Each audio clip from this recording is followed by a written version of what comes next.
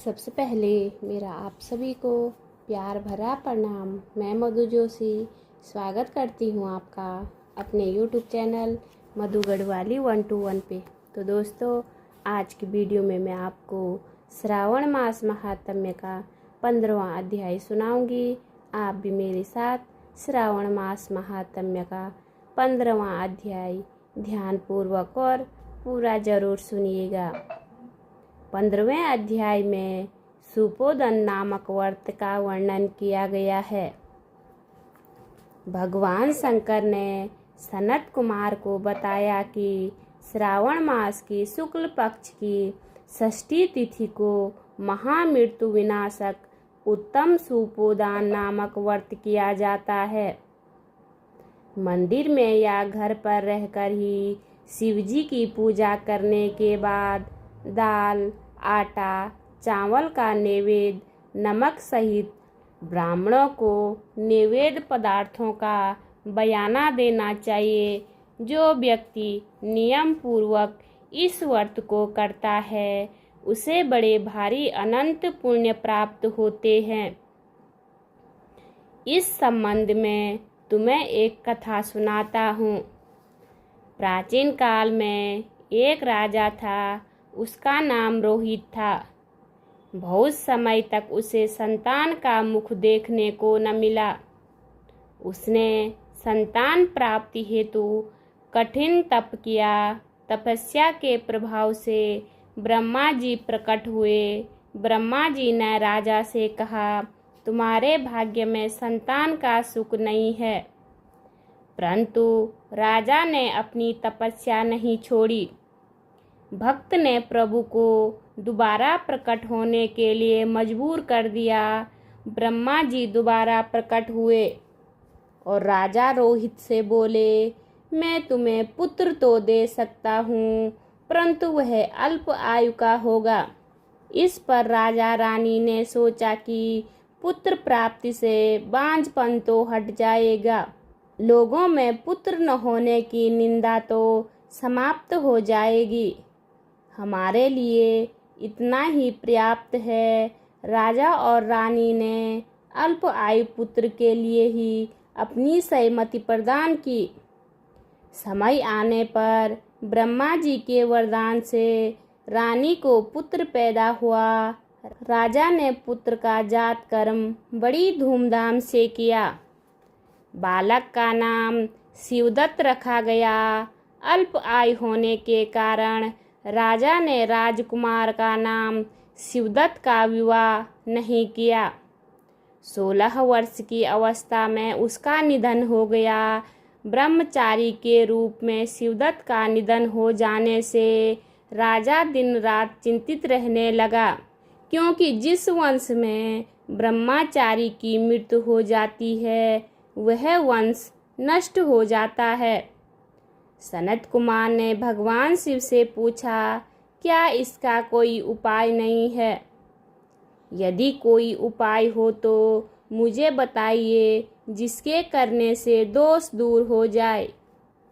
भगवान शंकर बोले, मृतक यदि स्नातक या ब्रह्मचारी है तो उसका अर्क विधि से विवाह संयोग करके पीपल का पेड़ तथा ब्रह्मचारी को मिलाकर देश, काल, गोत्र तथा नाम का उच्चारण करते हुए कहना चाहिए कि मैं मृतक ब्रह्मचारी की शांति के लिए नैसर्गिक व्रत करता हूँ। सोने से आबूदायुक्त करके पीपल के वृक्ष की शाखा तथा शव को हल्दी और तेल से लेप कर पीले सूत द्वारा वेष्टित करना चाहिए।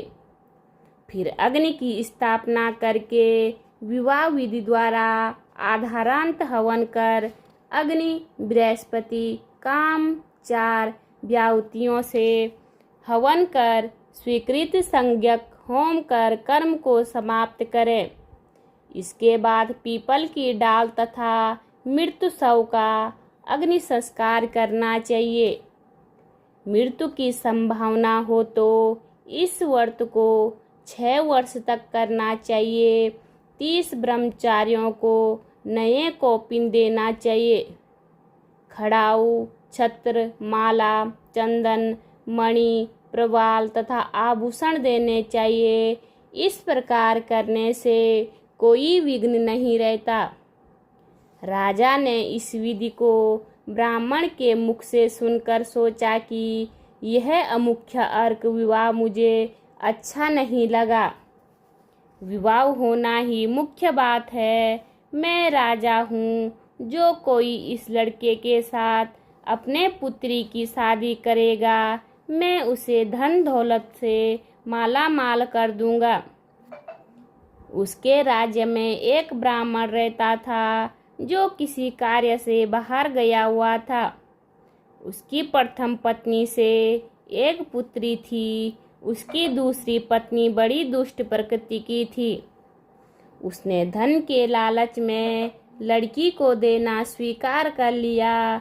उसने 1,00,000 रुपया लेकर अपनी सौत की 10 वर्षीय कन्या को राजा के मृत पुत्र के साथ शादी कर दी।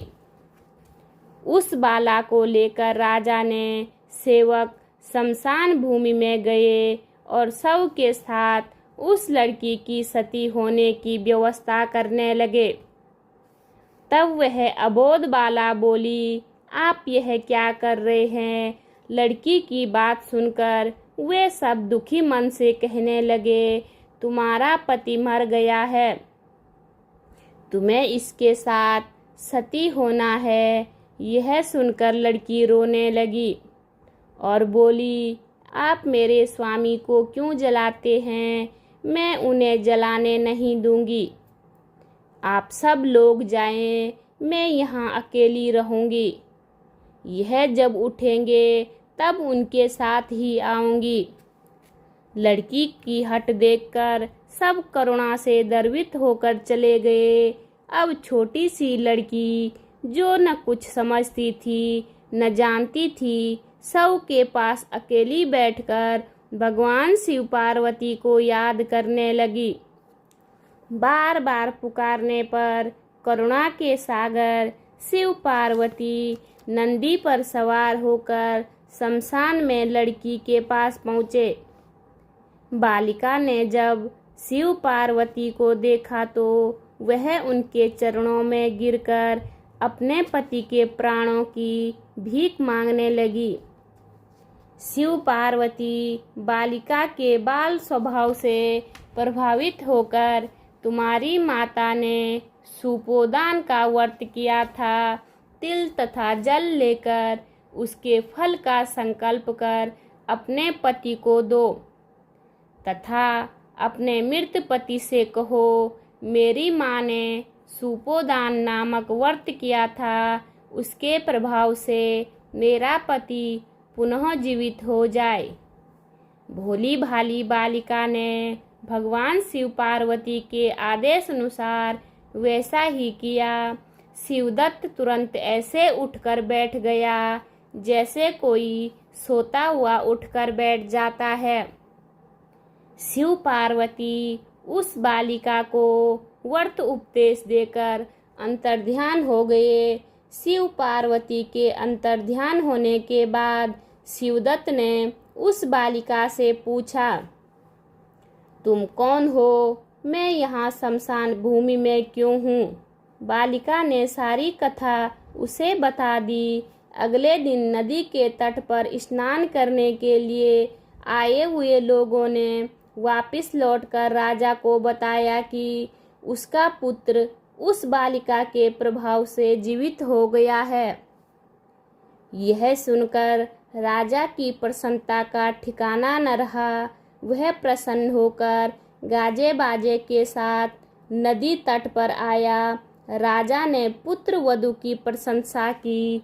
मेरी यह पुत्र वधू सुभागा और धन्य है। इसके सजीव पुण्य से राजकुमार को जीवन दान मिला है। राजा ने ब्राह्मणों को दान दिया और भगवान शिव पार्वती की पूजा अर्चना की। ब्राह्मणों के कहने के अनुसार नगर में प्रवेश करने हेतु शांति यज्ञ किया। मनुष्यों को चाहिए कि इसे 5 वर्ष व्रत करने के बाद उद्यापन करना चाहिए। शिव पार्वती का प्रतिदिन पूजन करना चाहिए। पूर्व विधान से व्रत में नैवेद्य तथा बयाना देना चाहिए। इस व्रत के करने से प्राणी चिरायु पुत्र प्राप्त कर अंत में शिवलोक को जाता है। बोलिए शिव शंकर भगवान की जय। पार्वती माता की जय। उम्मीद करती हूँ आपको वीडियो पसंद आई होगी। वीडियो पसंद आई तो वीडियो पे लाइक कीजिए, कमेंट कीजिए, अपने दोस्तों के साथ शेयर कीजिए। चैनल पे नए हो तो सब्सक्राइब ज़रूर कीजिए। मैं मधु जोशी मिलती हूँ आपको अगली वीडियो में। तब तक के लिए बाय बाय, धन्यवाद।